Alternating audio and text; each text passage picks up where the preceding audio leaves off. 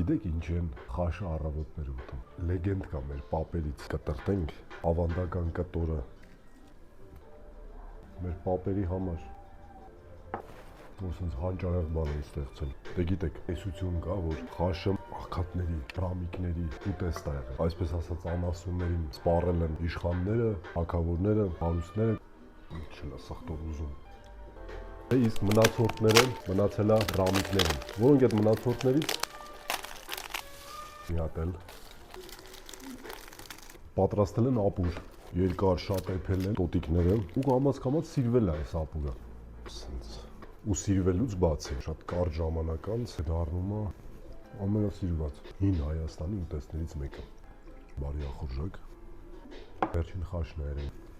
Այս լուրը գնալով տարածվում է ամբողջ հայկական լեռնաշխարհով, բնականաբար հասնում է նաև թագավորական արքունիք։ Ես ոնց եմ 6 ամիս դիմանալու առանց խաշի չգիտեմ։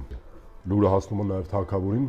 որը անտարբեր չէր համով ուտելիքների նկատմամբ ու որոշում է այցելել ռամիկներին հայտնի ուտեստը փորձելու համար։ Բայց քանի որ ամոթ էր իշխանները իմանային, որ թագավորը գնացել է ռամիկի տուն, որոշում է գնային ժամանակ, երբ որ բոլորը քնած են, առավոտ շուտ գնում է, ուտում է։ Դե պատկերացնում եք մեր թագավորի հետ ինչա լինում։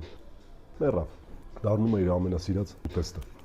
Սիրալվում է այդ ուտեստի վրա, խաշը ձեռք է բերում թագավորական ուտեստի կարգավիճակ։ Ու քանի որ առաջի փորձը առավոտն էր, հենց տենց էլ ավանդույթը շարունակվում է։ Խաշը հայերին սկսում է հավաքել իր շուրջ առավոտյան։ Մոտակա օրերին արդեն ավարտելու ենք խաշի սեզոնը, տխուր եմ, բայց տենց է։